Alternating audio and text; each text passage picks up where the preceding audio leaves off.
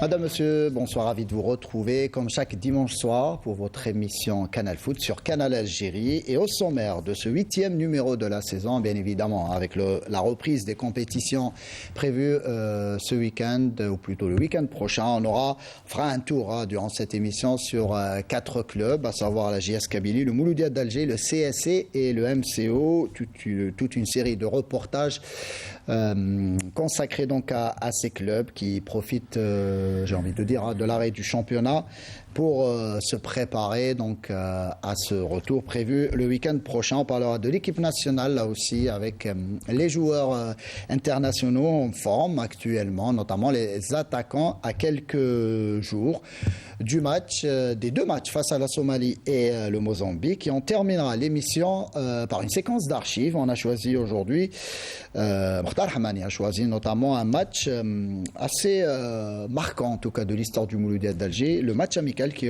a opposé les Verts et Rouges à l'équipe française de Bastia, match disputé le 17 octobre 1969. On reverra donc les images pour ceux qui ont oublié en tout cas un petit peu ce match-là. On aura en tout cas avec nous quelques images assez inédites de cette rencontre et bien évidemment on n'oublie pas nos frères et amis de Gaza et on est toujours attristé par ce qui se passe du côté de Gaza et c'est toujours compliqué évidemment de parler football dans ces moments-là, mais c'est comme ça, c'est la vie. Donc bien évidemment encourage à nos frères, une nouvelle fois à nos frères et sœurs de Gaza et Rabbi Arham, tous ceux qui nous ont quittés. Messieurs, donc je présente mes invités aujourd'hui et c'est plutôt un plateau, j'ai envie de dire, assez familial avec notamment nos consultants et je commencerai par Mohamed Haouchine. Mohamed, bonsoir. Oui, Saïd, bonsoir. Tous les amis auditeurs, auditrices, bonsoir, en espérant passer... On n'est pas à la radio, auditeurs, auditrices, Mohamed. Oui, téléspectateurs et téléspectatrices, je dirais, réflexe d'une quarantaine d'années à la radio. Effectivement, tous les fidèles de Canal Algérie et surtout avec notre émission préférée, Canal Foot, bonne soirée. Merci Mohamed. Et de l'autre côté de la table, on retrouve là aussi nos amis, nos consultants. Abdelnour Kawa, bonsoir. Bonsoir Saïd, et très heureux d'être avec vous aujourd'hui. Et puis bonsoir surtout à nos amis téléspectateurs qui suivent assidûment cette émission. Et à vos côtés, Djelali Touzi. Djelali, bonsoir. Bonsoir Saïd, bonsoir Abdelnour, Mohamed. Et bonsoir à nos fidèles téléspectateurs et téléspectatrices. Merci messieurs, on commence sans plus tarder notre émission avec la première rubrique, à savoir les 3 points de Kawa.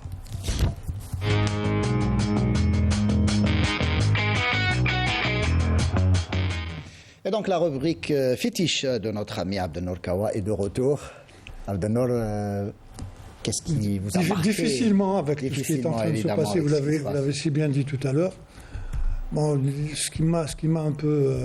retenu cette semaine, c'est bien entendu la donation du Mouloudia par le président de la République, Abdelmadjid Tebboune, du stade de Douira, qui s'appellera désormais Ali Ammar, dit Ali Lapointe, qui est un des héros de la bataille d'Alger. Et bien sûr, le centre de formation qui va bientôt être achevé du Mouloudia. Donc tous les ingrédients sont là pour que le Mouloudia puisse...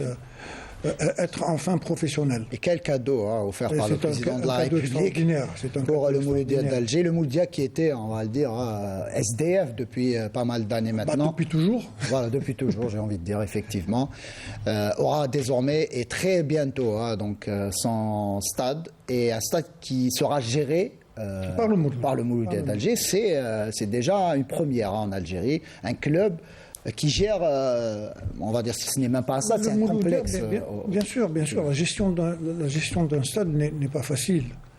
Bon, là, c'est une petite merveille, le stade de Douera, on l'a vu. J'espère qu'ils vont pouvoir être dignes de cette donation, parce que avoir un stade comme ça, comme vous l'avez dit, c'est la première en Algérie.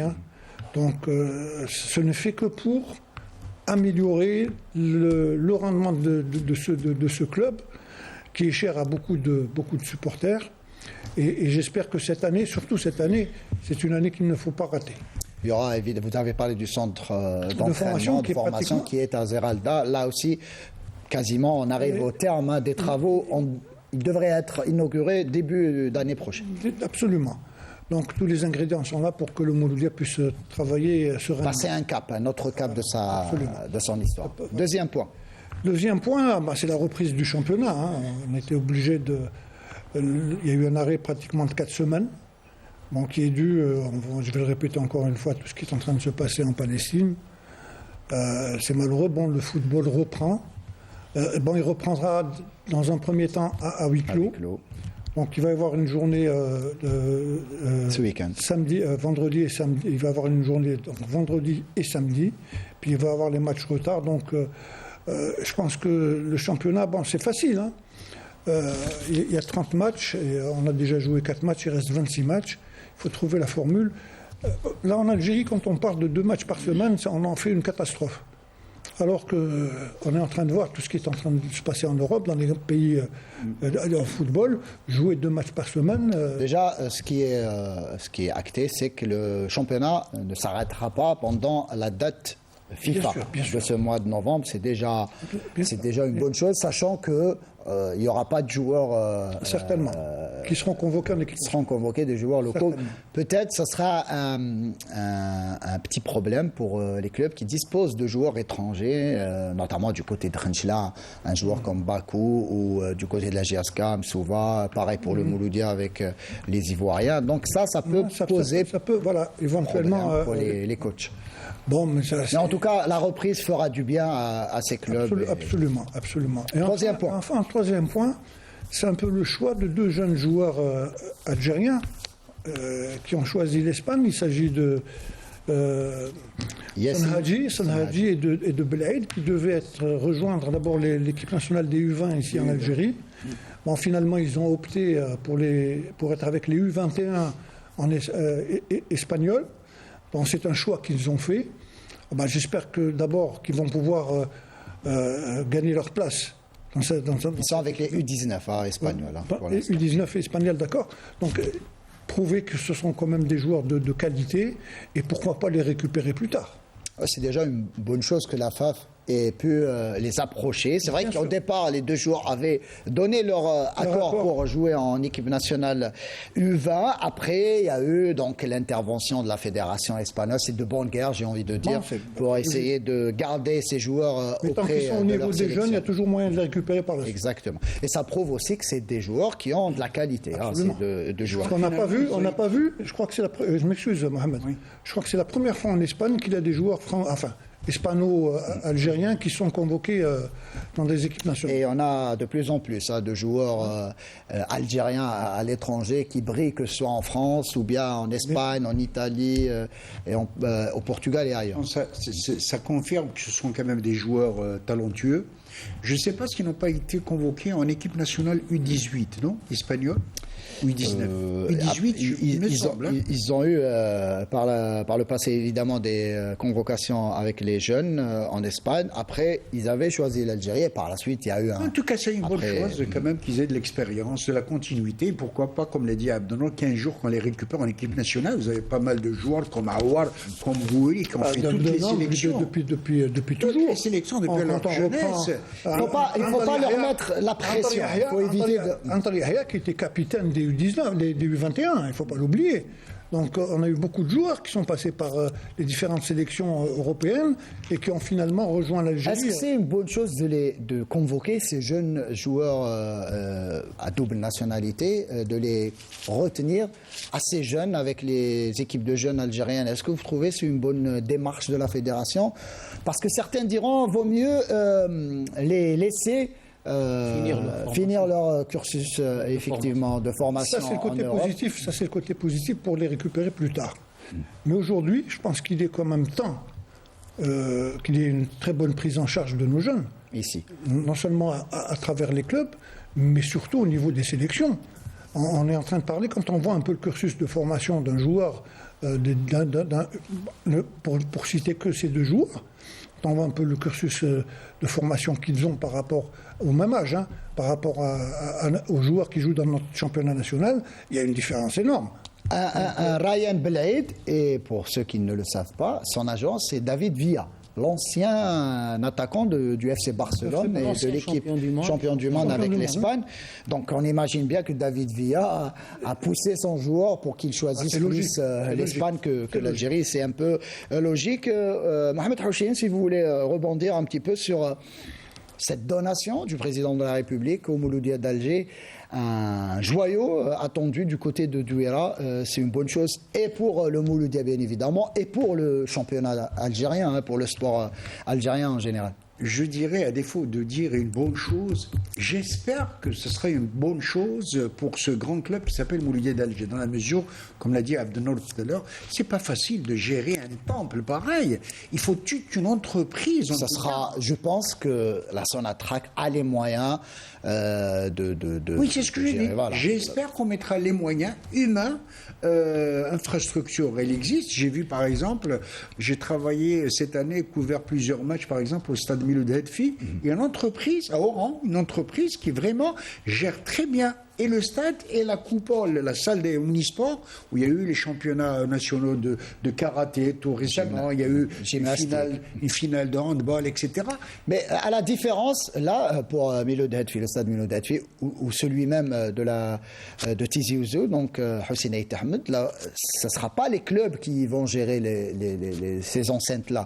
Ce n'est pas le MCO du côté de Miloud Hedfi, ce ne sera pas la JS Kabylie, puisque les deux stades ont été, on va dire, sont dirigés pour l'instant par le MGS. Oui, mais à Tizi Ouzou, on parle en coulisses, officieusement quelque part, il paraîtrait que Mobilis, entreprise publique, pourra là aussi est intéressée pour prendre, pourquoi pas. Et s'il y a une entreprise qui est à côté, qu'elle mette les moyens humains, financiers pour gérer, ça ne va pas être facile. En tout cas, on espère que évidemment, il y aura des dépenses. Ce n'est pas simple de gérer tout un stade, bien évidemment, Mohamed Houchi, mais ça sera bien aussi pour ces clubs de rentabiliser, je sais pas moi, d'organiser des concerts, des spectacles, histoire de faire rentrer de l'argent, et ça va.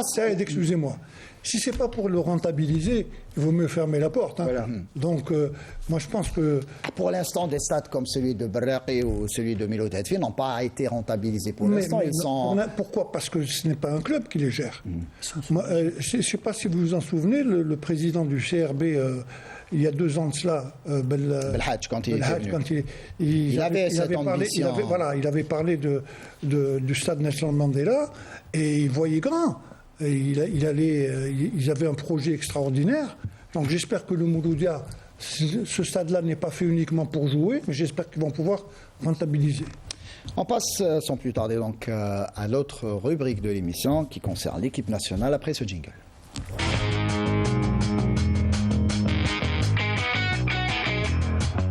Et voilà donc l'équipe nationale. Donc pour l'instant, le stage est prévu. Donc le début du prochain stage est prévu le 13 novembre prochain. D'ici quelques jours, une semaine, on va dire. Ça sera pas demain, donc pas le lundi de demain, donc le lundi d'après. Et ce stage entre dans le cadre notamment des éliminatoires de la Coupe du Monde. Et déjà, on parle de la Coupe du Monde 2026, alors que celle de Qatar vient quasiment, on va dire, il y a 6 mois de cela, donc pour un peu plus de 6 mois, presque une année finalement. Donc, et l'équipe nationale affrontera la Somalie et le Mozambique, justement, parlant des joueurs algériens qui évoluent notamment à l'étranger, qui s'illustrent avec leur club. On va suivre le sujet de Sid Ahmed Bouraïb et on revient au débat. Brentford n'était pas comme voulu par Saïd Benrahma. Aligné d'entrée, l'Algérien a joué 60 minutes avant de céder sa place dans un match où son club concédera la défaite par 3-2. Benrahma était également titulaire face à Arsenal au milieu de semaine pour le compte de la Coupe de la Ligue où il avait joué 80 minutes. Toujours en Coupe de la Ligue mais au Portugal cette fois. Belloumi et son club de Farense ont été battus par le Sporting Lisbonne par 4-2 pour le compte de la 2e journée du groupe C. Dans une courbe ascendante, Fares Chaibi a été aligné d'entrée lors du déplacement de Francfort sur le terrain de l'Union Berlin. Victoire des visiteurs par 3-0. Chaibi a joué 75 minutes et a cédé sa place. Kadri a joué tout le match contre Molenbeek qui s'est achevé sur le score d'un but partout. Même chose pour Aït Nouri qui concédera avec Wolverhampton une cruelle défaite sur le terrain de Sheffield. Ces derniers inscrivent le but de la victoire sur penalty à la 10e minute du temps additionnel.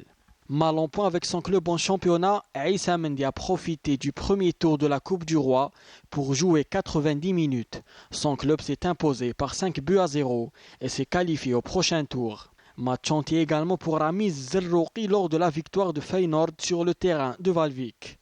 Pour leur part, Ben Sebaini et Mondria étaient sur le banc et ne sont pas entrés en jeu avec respectivement Dortmund et Caen. Voilà donc un petit peu point de situation de nos joueurs qui évoluent à l'étranger. Et on peut parler aussi de Boundiaha qui a claqué un triplé il y a quelques jours de cela et qui veut prouver au coach national Jamal Belmadi qu'il est encore là et qu'il veut être présent notamment pour ce stage de novembre, n'est-ce pas Djilali? Oui, je pense que nos internationaux, que ce soit en Europe ou au pays de Golfe, sont en train de prouver, ils sont en forme. Brahimi aussi, ils pètent la forme. Boulaya aussi qui a marqué un superbe but quasiment dans le temps additionnel. Donc, chose qui va ravir le sélectionneur national parce que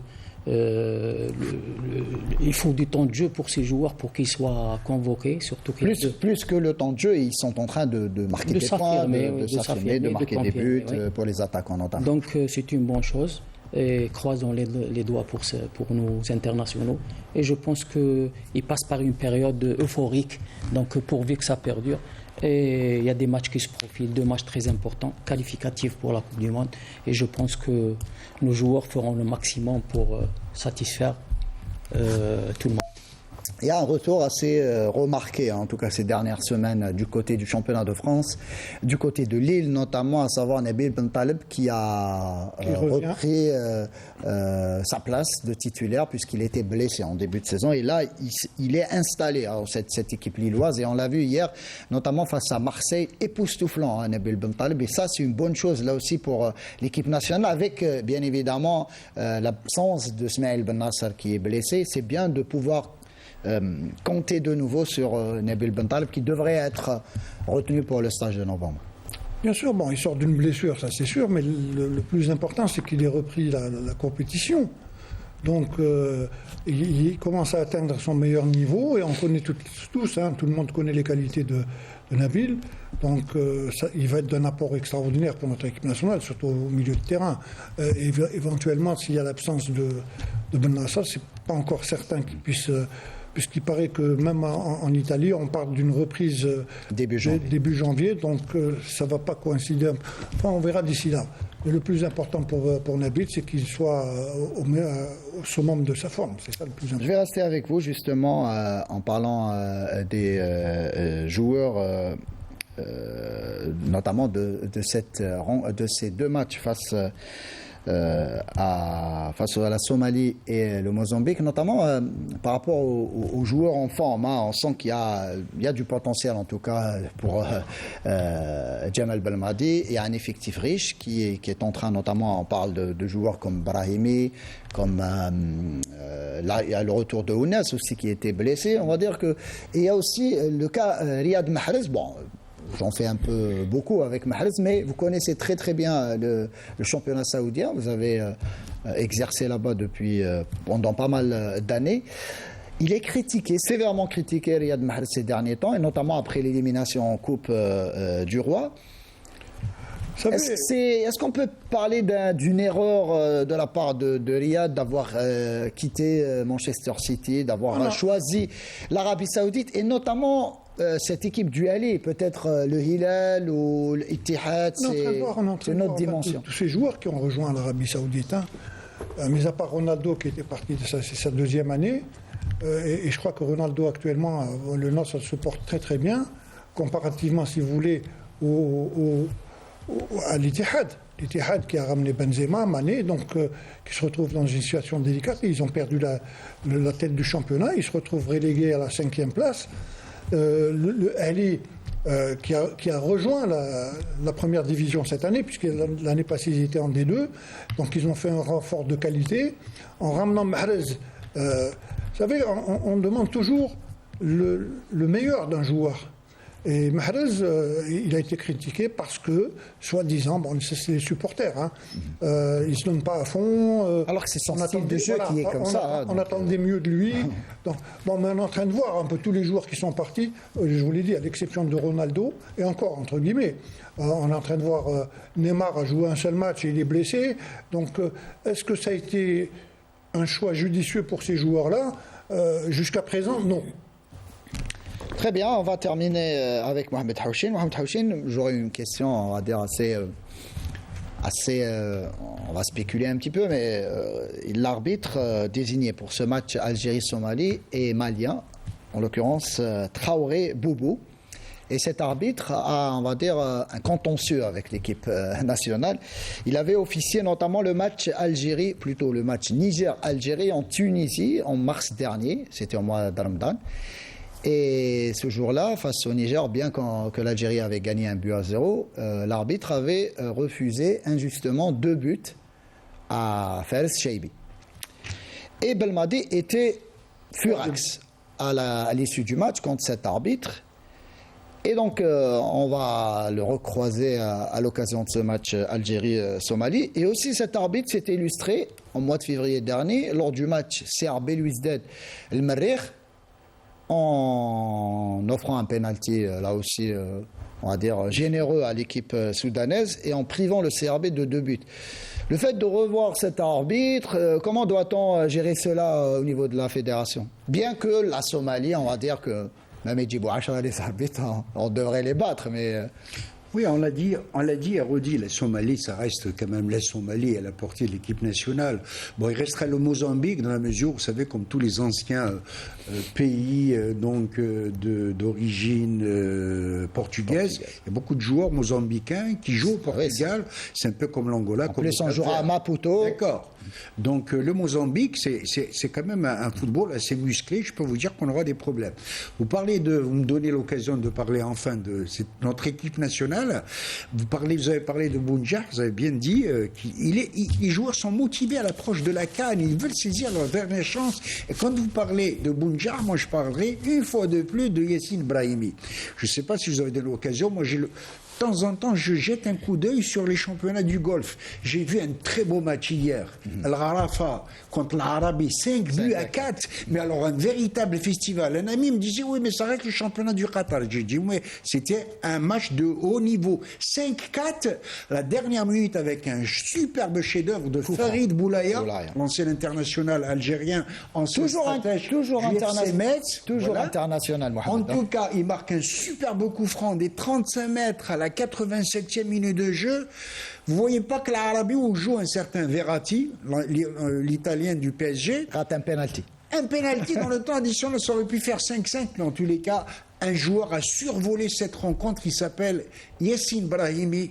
Je peux vous assurer que c'est du régal aux yeux des connaisseurs. Il a donné des ballons, il s'est devenu comme un diable avec sa force de pénétration, son dribble irrésistible. Il a fait véritablement un tabac et on a parlé de lui, de son cas.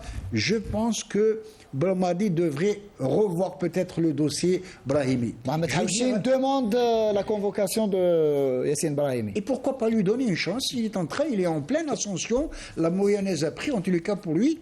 En tout cas, des joueurs qui donnent satisfaction. Vous avez Mohamed Amoura qui est en train de flamber au niveau de l'Union Saint-Gilloise, l'équipe de Bruxelles. Vous avez aussi Ait Nouri qui est titulaire depuis quelque temps avec les Wolves en Angleterre. Il donne satisfaction. Et Zaloki, la grande révélation, superbe victoire de Feyenoord dans le déplacement 2-1, s'il vous plaît, contre son ancien club Zaloki. Il a joué les 90 minutes, il a fait un match plein. Quant à Chaibi aussi avec l'Eintracht de Francfort qui vont gagner à l'extérieur. Malheureusement pour notre Ben Sbaini, le Borussia a été laminé par le Bayern 4-0 à Dortmund. Sans lui. Oui, sans lui, je dis. Malheureusement, son club, et j'espère qu'il a le moral en tout cas, pourquoi pas. Même il paraîtrait qu'aux dernières nouvelles, il aurait été quelque peu réprimandé par son entraîneur, dans la mesure où ça reste un joueur fougueux. Et là, malheureusement, il est exposé à des cartons, comme ce fut le cas dernièrement. Mohamed Hachine a fait, on va dire, le résumé en tout cas de nos joueurs. Merci Mohamed pour justement ce beau résumé. En tout cas, il a bien parlé de nos joueurs. Sans plus tarder, messieurs, on passe à la Ligue.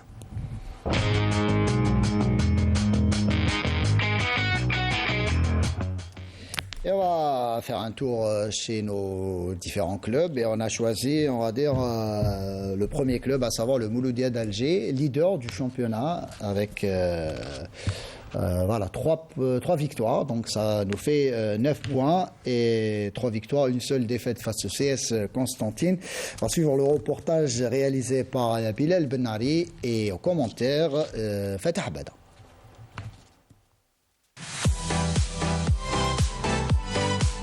12 points sur 15. Tel est le bilan du Mouloudia d'Alger en ce début de saison, avant qu'il n'y ait cet arrêt de championnat.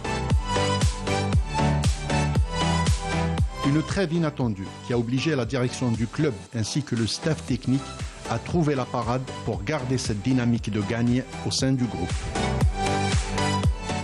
Le plus important lorsqu'on ne joue pas, c'est de garder l'état d'esprit compétitif, parce que les entraînements, on n'a pas trop coupé. Au final, on a continué de travailler comme si on était en pleine saison. Mais lorsqu'il n'y a pas de match à la fin des semaines, le plus important, c'est de garder l'état de compétition, surtout mentalement. عملنا تربصات ولعبنا مقابلات 2 مقابلات المقابله On a fait des stages et on a joué des matchs amicaux face au MCO lors du premier stage et face à l'Espérance de Mostaganem lors du deuxième stage. l'espérance de مستغانم هذا الشيء اللي حبيت نقول لك فما كي تكون ما عندكش مقابلات وما تعرفش. Il est difficile de garder le rythme quand on ne joue pas la compétition et quand on n'a pas la date de reprise. Mais on était obligé de faire avec. باللي اللاعبين كلهم مجندين. Concernant les joueurs, et ce, malgré la longue durée d'arrêt, cette trêve était vraisemblablement bénéfique afin de corriger les erreurs et de repartir de plus belle.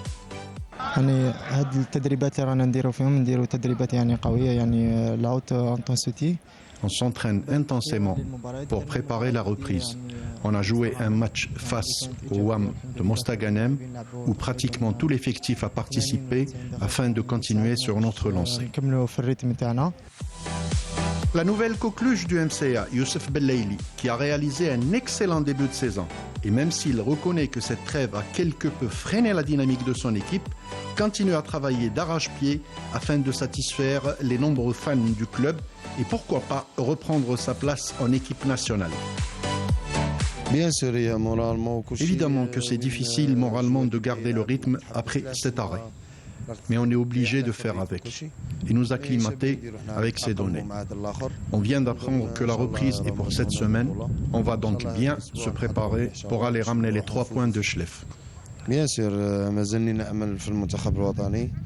Bien sûr que j'espère revenir en équipe nationale. Je travaille plus avec mon équipe et je remercie mes coéquipiers qui m'aident beaucoup.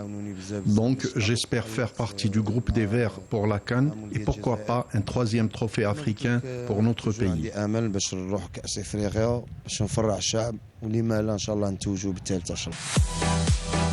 Avec cette reprise de championnat, nous verrons si cette trêve a été bénéfique ou pas pour le Mouloudia d'Alger. Et Fatah, c'est 9 points sur 12, c'est non pas 12 sur 15. Voilà, Fatah a une journée de plus que le calendrier, puisqu'on a joué que 4 journées pour l'instant. Et il y aura donc. Il a anticipé. Donc il a anticipé une victoire du Mouloudia d'Alger à Schleff ce week-end. On verra évidemment ce match. Ça sera un match que vous pourrez suivre en direct sur Canal Algérie samedi prochain. Djilali Touzi, justement, on va dire les préparatifs vont en bon train du côté du Mouloudia d'Alger, leader au classement. Peut-être le Mouloudia a été l'un des rares clubs peut-être à être handicapé par cet arrêt du championnat, puisque le Mouloudia était sur une bonne lancée. Je dirais que effectivement c'est ça, parce qu'ils étaient sur une dynamique de victoire, ils étaient sur une courbe ascendante. Donc cet arrêt peut être, moi je dirais, une arme à double tranchant. Comme ça peut être avantageux, comme ça peut être désavantageux, il peut y avoir une cassure. Mais je pense que ce qu'il a dit l'entraîneur tout à l'heure, c'est qu'il a travaillé beaucoup plus le côté mental. Il faut mobiliser, il faut être très très concentrés, avec un état d'esprit fort. Donc je pense même les matchs amicaux ne remplacent pas la compétition. Ça, mais je pense que le Mouloudia a des joueurs d'expérience, des joueurs qui ont déjà cette expérience, ils ont cette volonté d'aller de l'avant. Je pense que même cet arrêt va être bénéfique pour le Mouloudia, ne serait-ce que sur le plan de la cohésion et sur le travail technico-tactique. Vous êtes d'accord avec Djilali? En partie oui. Le plus important quand il y a une trêve qui arrive comme ça, qui n'était pas du tout programmée, hein. Bon, ce sont des circonstances assez particulières. C'est vrai que le Mouloudia sur 4 matchs, il ne faut pas oublier, ils en avaient gagné 2. Ensuite, ils ont perdu contre le CAC, ils ont gagné le dernier match. C'était contre Sétif, où il y a eu 5 à 3. 5 à 3. Il y a eu quand même des buts. Mais profitant de cet arrêt forcé, en quelque sorte, toutes les équipes d'ailleurs, hein, ont eu le temps de... Et ça, c'est ce qui est le plus important. On parle de mental, on parle de technico-tactique, mais le plus important pour moi, c'est l'affûtage physique. C'est comment affûter le joueur. Maintenant, en 4 semaines, il y a toute une préparation qui doit se faire pour que le joueur, à partir de la semaine prochaine, soit au meilleur niveau de sa forme physique. Et c'est ça qui est important. Parce que le reste, au fur et à mesure, quand on arrive à acquérir des automatismes qu'on joue pas, c'est vrai que la compétition est très importante. Mais pour moi, aujourd'hui, il y a eu 4 matchs. C'est vrai que le Mouloudia a fait une bonne entame de saison. Il y aura ce match face à Chlef déjà samedi. On va dire que c'est un match en déplacement. Bien sûr, il y a que le match se jouera à huis clos. Mais on va déjà pouvoir jauger le niveau du Mouloudia et de Chlef également. Hein. Chlef n'est pas là aussi pour faire de la figuration. Donc Chlef également, il ne faut pas oublier que Chlef a quand même fait une très bonne saison la saison passée. Bon, il y a eu un moment donné fin de saison réussie. Voilà, fin de saison réussie avec au bout la Coupe d'Algérie. Donc ça ne va pas être un match facile pour le Mouloudia. Mais si jamais on va voir de toutes les façons, puisque je crois que le match sera télévisé sur Canal Algérie. Donc voir quel va être le niveau du Mouloudia et en même temps celui de Chlef. Si tu permets, Saïd, juste je rajoute ce qu'il a dit Abdelnour. Le seul inconvénient pour l'ensemble des clubs, pas uniquement pour le Mouloudia, c'est que c'est la forme physique. Parce qu'en méthodologie d'entraînement, on acquérit cette forme à partir du 6e jusqu'à la 8e journée. Donc on a joué 3 matchs. Donc on n'a pas encore 4 matchs, on n'a pas encore atteint la forme physique.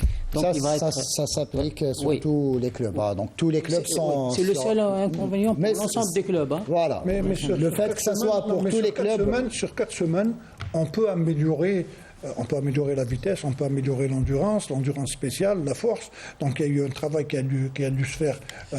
Aujourd'hui, on ne travaille plus au hasard. Je dirais la forme optimale qu'on acquérera à partir de la 7e jusqu'à la 8e journée.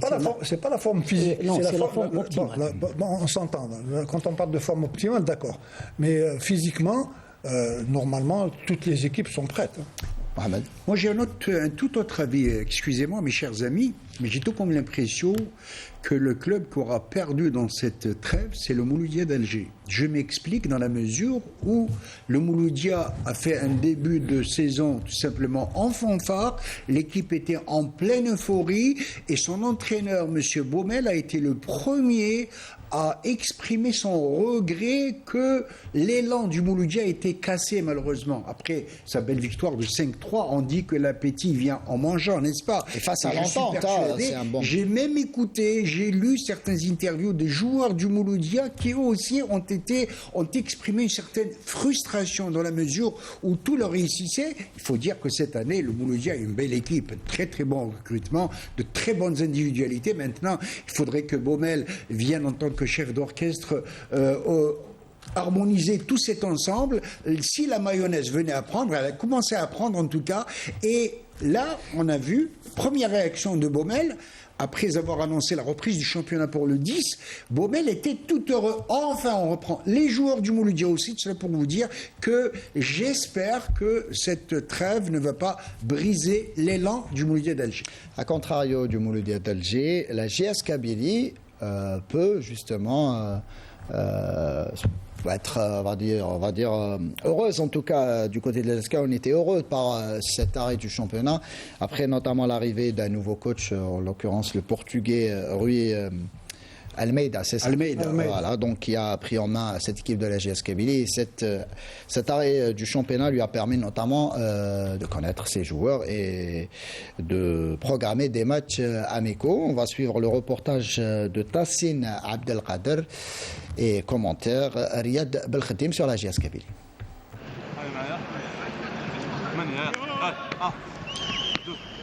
Après 3 journées de pause, en solidarité avec la population palestinienne de Gaza, et à l'instar des autres clubs de Ligue 1, la jeunesse sportive de Kabylie se prépare à reprendre le chemin de la compétition.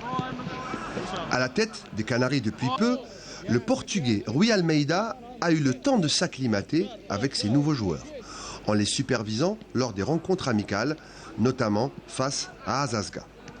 Pour le Portugais, cette trêve lui a permis de bien préparer la reprise.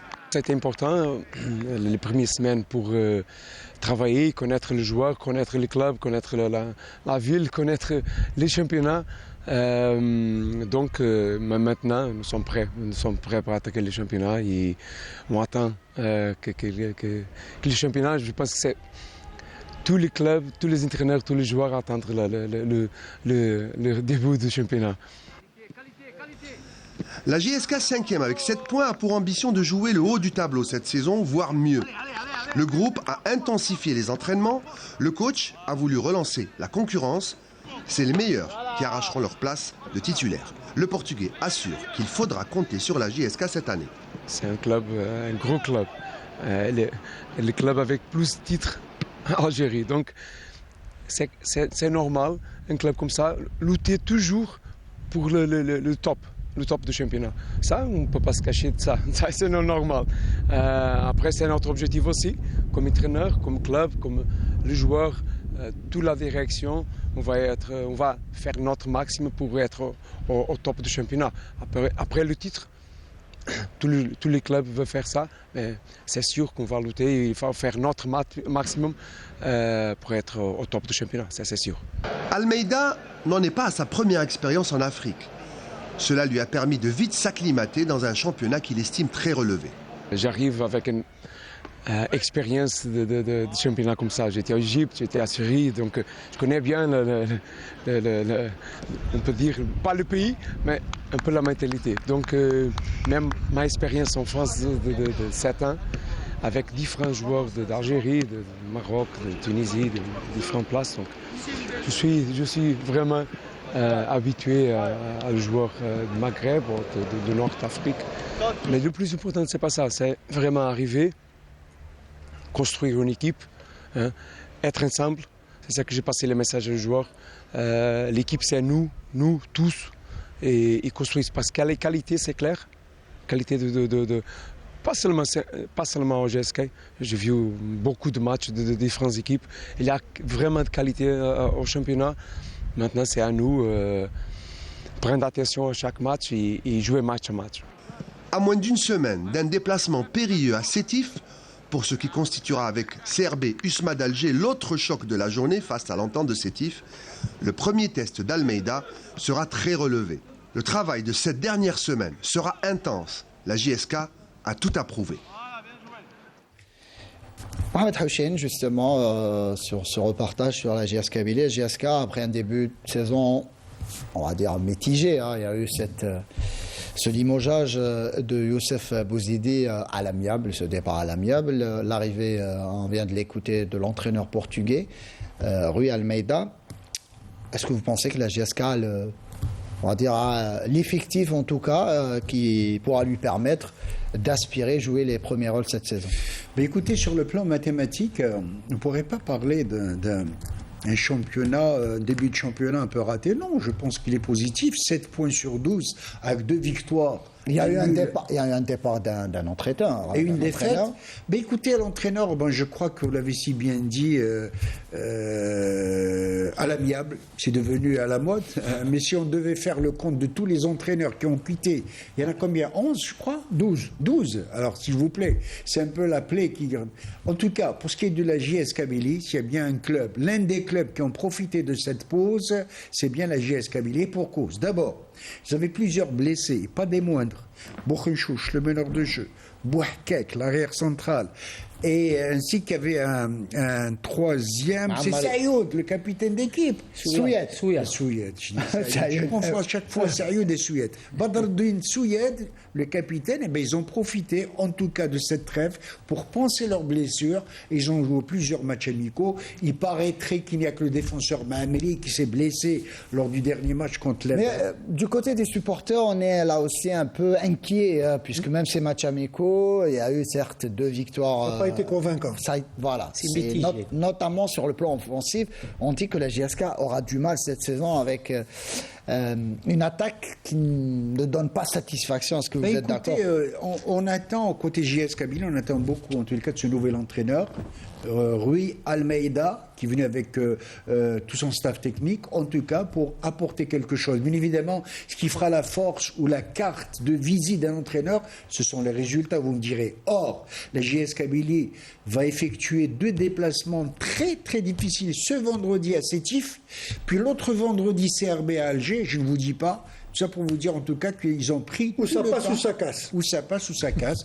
Ils ont pris tout leur temps pour recharger les batteries, pour se requinquer comme on dit, et pour essayer en tous les cas, si la JS Kabylie venait à bien négocier ces 2 tests très très difficiles, ça pourrait être en tous les cas leur rampe de lancement pour le championnat. Et si ça casse, bonjour les dégâts. Mais pourquoi vous dites si ça passe ou ça casse, sachant que l'entraîneur vient d'arriver à Nord et il y aura 2 matchs compliqués à l'extérieur? Voilà, je reviens un peu à ces 2 matchs. La JSK se déplace à Sétif. Sétif également était en difficulté. Mais ce n'est pas simple d'aller gagner à Sétif. C'est sûr. Donc ça ne va pas être une chose facile. Et 2e déplacement consécutif contre le CRB. Et le CRB qui a également changé d'entraîneur, qui récupère un ancien entraîneur qui était déjà Paqueta, qui est déjà passé par là, et qui leur a donné un championnat. Donc ça va être 2 matchs très difficiles. Bon, j'ai dit ça comme ça passe ou ça casse. Bien sûr, il y a 6 points en jeu. 6 points en jeu, si jamais ils arrivent à avoir un résultat positif sur les 2, ça serait déjà pas mal. Et l'équipe de la JSK qui va jouer à Sétif contre son ancien entraîneur Franck Dumas, suivez-moi du regard. Oui, effectivement. Djilali Touzé, justement, la JS Kabylie qui a choisi donc de confier la barre technique à ce coach portugais. Certains diront qu'il n'a pas assez d'expérience, notamment sur le plan du football africain, même s'il a entraîné du côté de l'Égypte il y a quelques années de cela, mais il ne connaît pas très très bien notamment le championnat algérien. Il lui faudra du temps notamment pour s'acclimater, s'adapter au football algérien.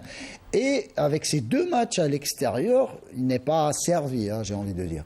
Je dirais, Saïd, que d'après les dires des dirigeants de la GSK, c'est le profil de l'entraîneur qu'ils cherchaient. C'est ce qu'ils ont dit au début. Puisqu'ils l'ont désigné, ça c'est... On imagine que... Donc, moi je pense que je rejoins un petit peu Mohamed. Cette trêve est très bénéfique pour la GSK. Primo. Parlez-nous, oui. Ça, on est d'accord sur la nomination de Rui Almeida.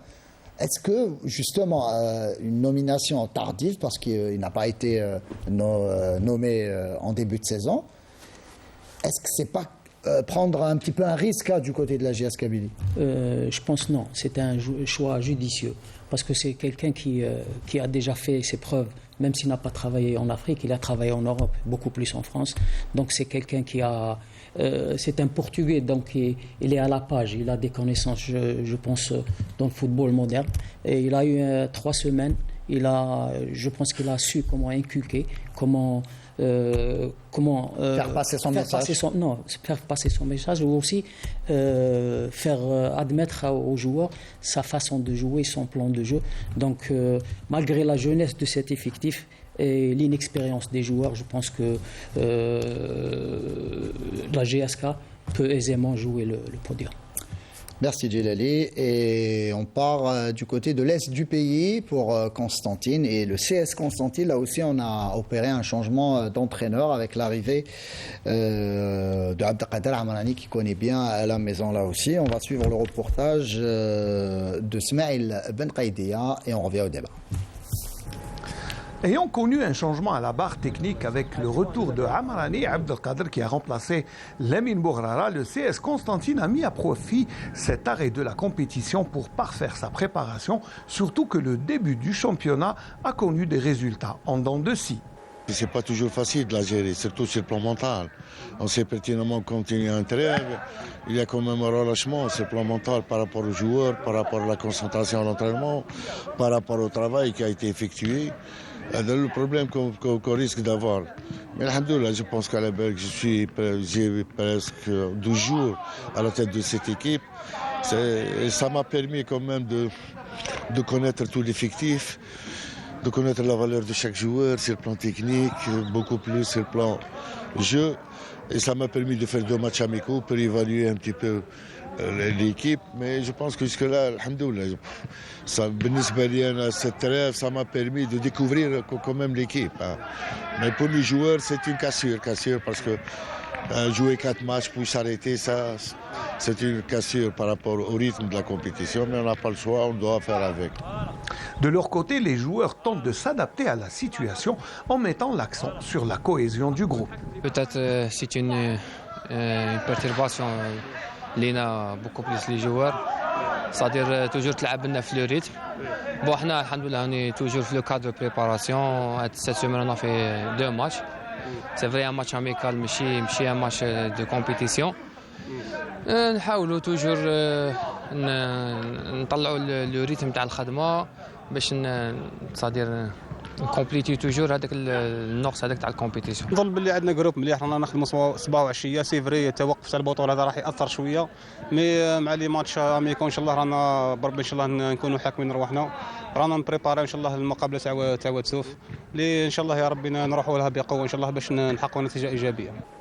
En se concentrant sur la reprise de la compétition, le CSC, qui a certes connu une vague de changements à la barre technique et administrative, continue de voir le haut du classement comme objectif à la fin de saison. Et voilà donc le CS Constantine, là aussi 8e au classement général, le CSC, une victoire et un match nul. Abdelnour, le CSC.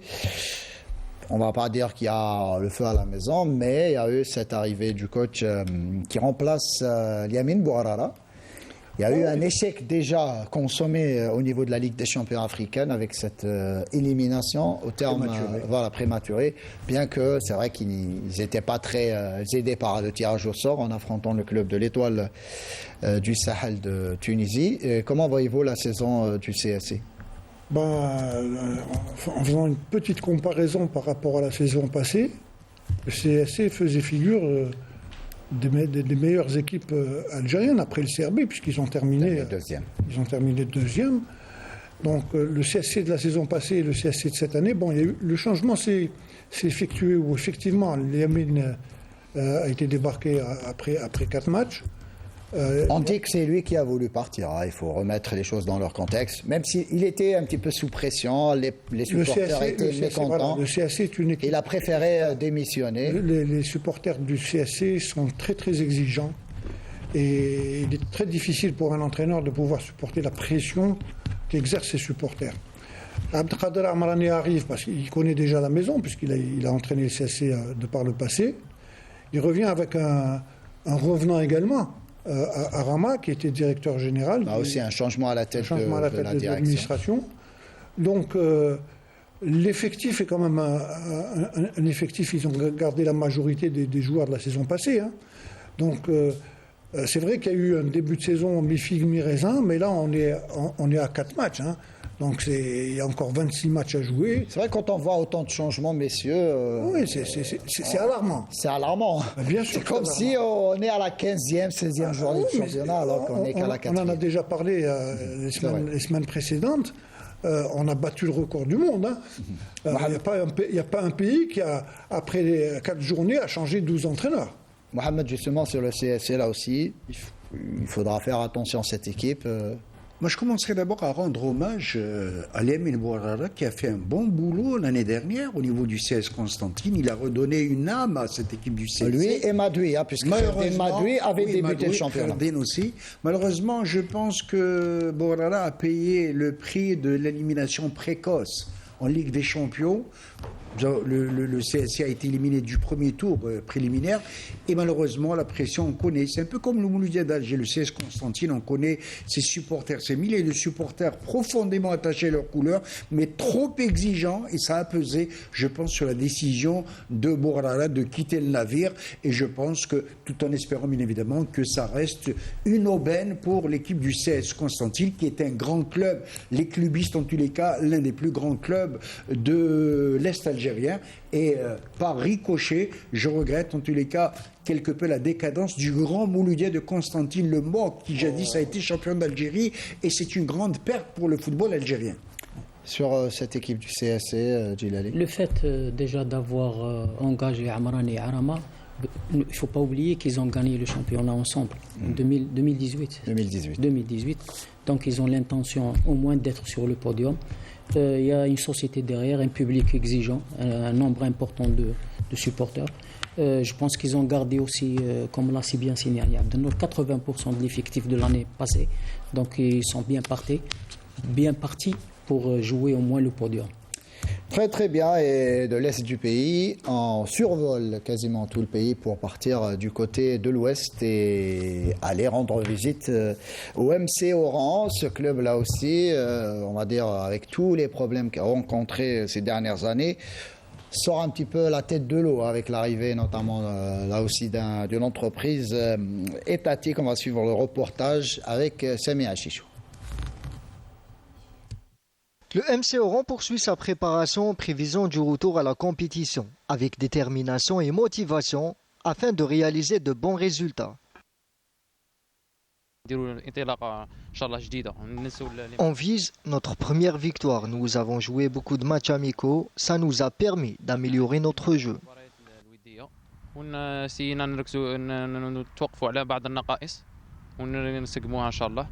Le staff technique pour sa part profite des matchs amicaux pour améliorer le jeu et tester la progression des joueurs, notamment renforcer la cohésion de l'équipe. Cette préparation, nous l'avons basée sur le côté physique, force et endurance. Nous avons aussi joué des matchs amicaux où nous avons pu revoir nos joueurs, ainsi travailler sur nos défauts. اللي خلات نقدر نقول تعطينا نظرة نوعا ما على الفورمة اللي راهو فيها الفريق وحتى اللاعبين على الخصوص. Lors de la prochaine journée, le club oranais se déplacera à Alger pour y affronter le Parado. Le MCO aura un déplacement périlleux du côté d'Alger pour croiser le fer à cette équipe du Parado. Superbe début de saison du Parado. Et le MCO, 14e au classement général, un début de saison compliqué. On le savait évidemment, Djilali, avec notamment des joueurs qui ne sont pas encore qualifiés, en raison notamment de la dette énorme accumulée par cette équipe du MCO. Il ne faut pas oublier que cette équipe du MCO, elle est la dernière équipe à entamer la préparation. Donc cet arrêt forcé a permis à cette équipe de se remettre en cause, de refaire peut-être la préparation et de refaire la préparation d'avant-saison et d'aller de l'avant et travailler beaucoup plus le volet physique, athlétique et beaucoup plus la cohésion, la coordination et aussi travailler le volet beaucoup plus psychologique parce qu'ils ont un effectif, je dirais, qui peut jouer aussi les premiers.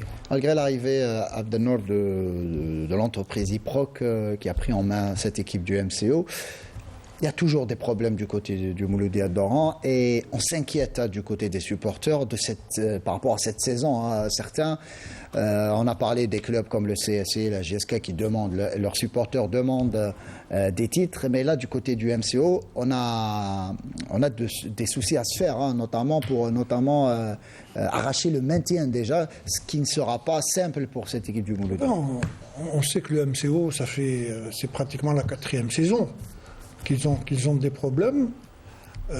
Moi, je devais, avant la venue de Madoui, Moi, je tire chapeau un peu à Blatoui pour tout le travail qu'il a fait, éviter surtout la relégation. C'est vrai qu'on n'a pas été reconnaissant avec lui. On n'a pas été reconnaissant, absolument. Donc, on connaît tous les problèmes. Vous savez, quand il y a un cumul de problèmes, et puis on arrive, il y a une nouvelle gestion qui arrive, il n'est pas facile de tout faire disparaître. Donc, il y a toujours des séquelles. La preuve, c'est que les dettes à aujourd'hui ne sont toujours pas payées. Il est question de débloquer, je crois que ça avoisine les 45 ou 50 milliards. Donc c'est énorme. Maintenant, sur le terrain, c'est autre chose. Moi, je voudrais juste revenir un peu sur... tout à l'heure, on était en train de parler de la préparation physique, etc. Ça, c'est un côté. Le plus important aujourd'hui, pour le MCO, c'est beaucoup plus mental. On les a vus jouer en les débuts de saison. C'est une équipe qui renferme quand même des joueurs techniques, de bons joueurs. Maintenant, moi, je voulais juste mettre une parenthèse un peu sur les performances des équipes. Tout à l'heure, on a parlé, Djilali a parlé de préparation physique, de préparation technique, tactique. Aujourd'hui, il y a un nouvel élément qui rentre dans le sport d'élite, dans le sport de haute performance, c'est un peu la neuroscience. Quand on parle de mental, vous savez qu'aujourd'hui, les plus grands athlètes au monde, la neuroscience fait évoluer énormément les performances. Moi, je mets, c'est juste comme ça, sur les 16 équipes qui composent la division 1, je serais bien curieux de savoir combien il y a de psychologues au niveau de ces équipes, tout simplement. Je pense qu'il y a qu'à l'USMA, je pense. Je sais qu'à l'USMA, il y en avait. Après, bon, ça, c'est pas ça. Mais vous avez raison. C'est très important. C'est très important, effectivement. Dernier mot, Mohamed Houchine, avant de passer à... On parlait du Mouloudia de Constantine Lemoc, et voilà encore notre cas, le Mouloudia d'Oran, un grand club jadis qui se débat dans d'énormes problèmes financiers depuis quelques années. Abdelno, vous avez été gentil, vous parlez de 45-50 milliards, si ce n'est pas encore beaucoup plus. Et alors là, on retrouve encore... chiffres que j'ai... Oui, beaucoup plus. Vous savez que le Mouloudia d'Oran a été interdit de recrutement par la FIFA sur plusieurs plaintes. Et ça, malheureusement, c'est la gestion des anciens dirigeants qui s'est répercutée bien évidemment sur la santé financière du Mouloudia d'Oran. Et on se retrouve avec un deuxième scandale. Vous connaissez l'affaire Kaïs Liakoubi, l'entraîneur tunisien qui a pris 7 milliards du CS Constantine qu'il avait attaqué en justice au niveau de la FIFA, sans avoir travaillé un seul jour. Il a été remis, il a été limogé bien avant de démarrer, alors qu'il avait signé son contrat. Il a pris, s'il vous plaît, 7 milliards de deniers publics de l'entreprise nationale qui parraine actuellement le CS Constantine. Qui se retrouve aujourd'hui où? Eh bien, écoute, il se retrouve là, comme par hasard. Alors, vous avez la même affaire à peu près similaire au niveau du Mouloudia d'Oran. Il y a ce fameux joueur burundais, j'ai oublié d'ailleurs son nom, vous savez, qui vient d'empocher, parce que ça a été l'un des gros magots dans l'affaire des contentieux financiers du Mouloudia d'Oran. Contentieux FIFA, hein? Oui, FIFA. Oui, puisque c'est un étranger. Le gars, il a eu gain de cause, s'il vous plaît. 4 milliards et demi, le gars. Et c'était un joueur tout juste moyen. Et là, la même chose, 4 milliards. Et il paraîtrait que ça risque de débloquer quelque peu la situation au niveau du FC. C'est tous les clubs. Il y a eu l'affaire Rooney du côté du Mouloudia d'Alger, là, du côté de la GSK avec Samaïl Isic. Pas mal de Donc nous espérons soucis. que la situation financière du MCO, d'autres clubs soit assainie une bonne fois pour toutes, pour repartir sur des bases beaucoup plus saines. Merci Mohamed, et sans plus tarder avec la dernière rubrique de l'émission, Flashback messieurs, et on va revoir des séquences d'un match amical qui fera plaisir à notre ami Abdelnour Kawa, et ça sera juste après le jingle.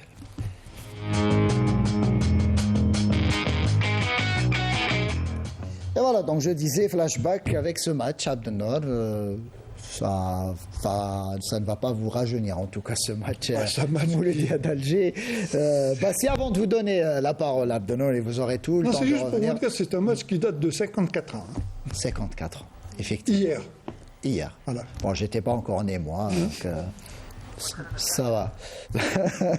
Voilà, on dit à l'oreillette, Mokhtar Hamani vous dit qu'on On aurait dû effectivement lui faire la surprise Abdelnour Kawa aujourd'hui. Rassure, donc je disais ce match, ces séquences de ce match amical qui a opposé le Mouloudia d'Alger au club de Bastia, club qui était leader du championnat français à cette époque-là. Le match s'est joué un certain 17 octobre 1969 et le match s'est joué, messieurs, au Parc des Princes, du côté de Paris. On suit les images et on revient.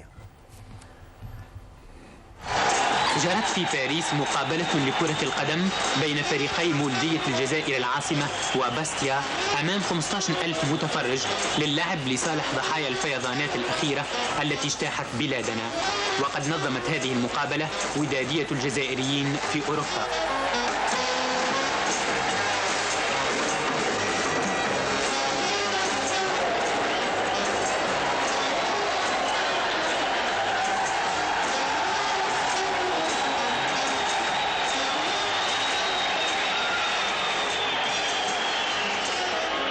كانت هذه المسابقة مفاجأة للجمهور الفرنسي الذي شهد أروع عرض قدمه فريق جزائري لعب في فرنسا، رغم أن فريق باستيا الفرنسي ملتحق به رياضيون ممتهنون ومشهورون.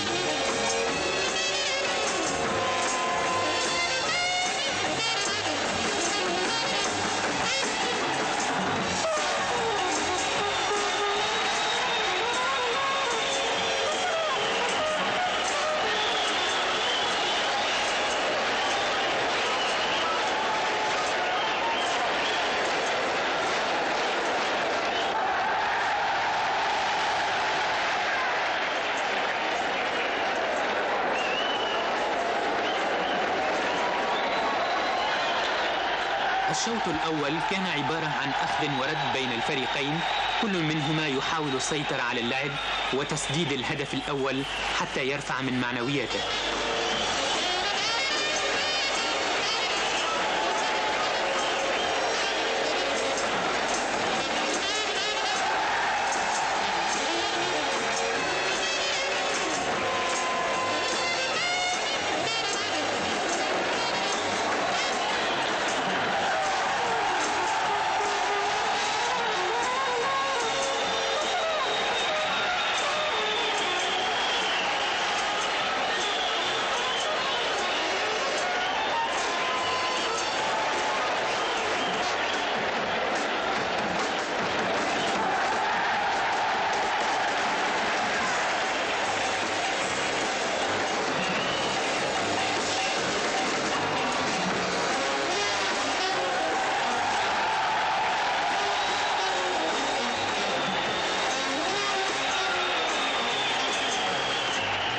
انتهى الشوط الأول بلا أهداف، وما أن ابتدأ الشوط الثاني حتى تغير ميزان اللعب رأسا على عقب. ما هي إلا لحظات حتى وقع تسجيل الهدف الأول لصالح فريق الجزائر، وكانت فرحة المتفرجين الجزائريين كبرى.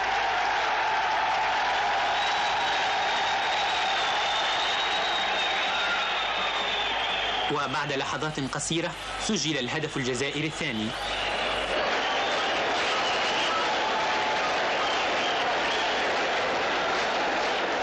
ونشط الفريق الفرنسي فسجل هو بدوره هدفا، وبذلك أصبحت النتيجة 2-1.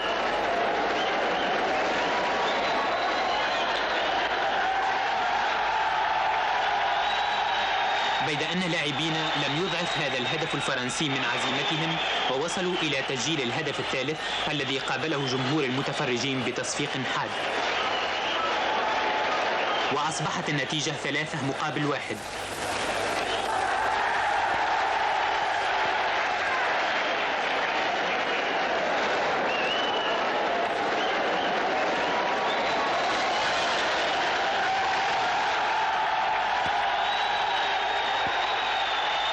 تواصلت المقابلة في جو يملأه الحماس بالنسبة للفريق الجزائري ويملأه التوتر بالنسبة للفريق الفرنسي، وسجلت الجزائر هدفها الرابع.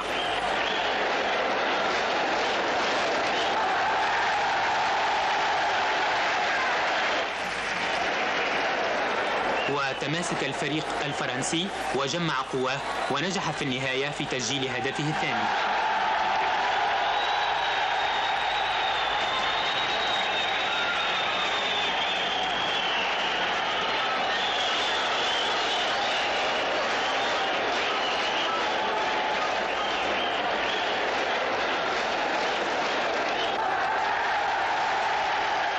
فات الفريق الفرنسي الأوان كي يربح، فلقد أصبح بعيدا عن الفريق الجزائري، لا سيما بعد أن سجل هذا الأخير هدفه السادس والأخير.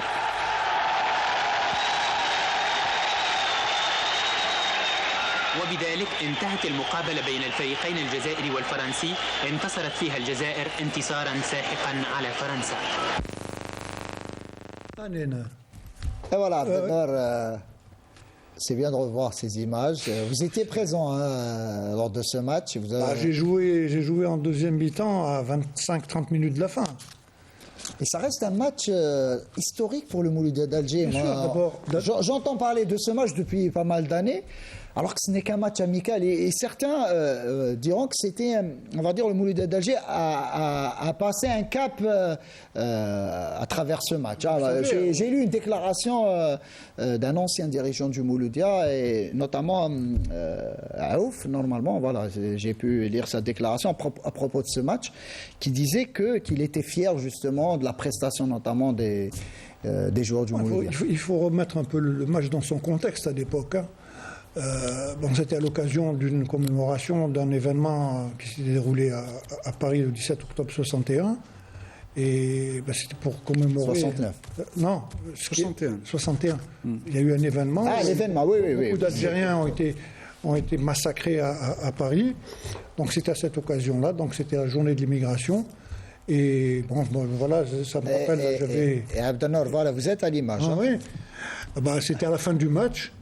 Ça reste quand même un match historique, parce qu'au lendemain de l'indépendance, il y a eu les équipes nationales juniors. On avait fait à l'époque le tournoi de Roubaix, le tournoi d'Auxerre.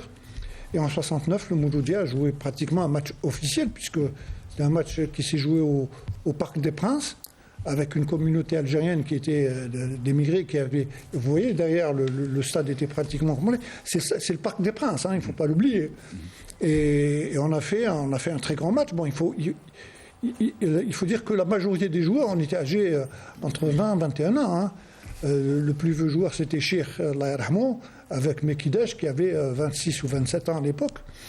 Mais à tel point qu'à la fin du match, il y avait un certain Georges Boulen, qui est le père du football français, qui avait demandé à notre entraîneur, à Mesmaïn Kabatou, j'ai envie de voir un peu ces joueurs dans les vestiaires quand ils seront en short, torse.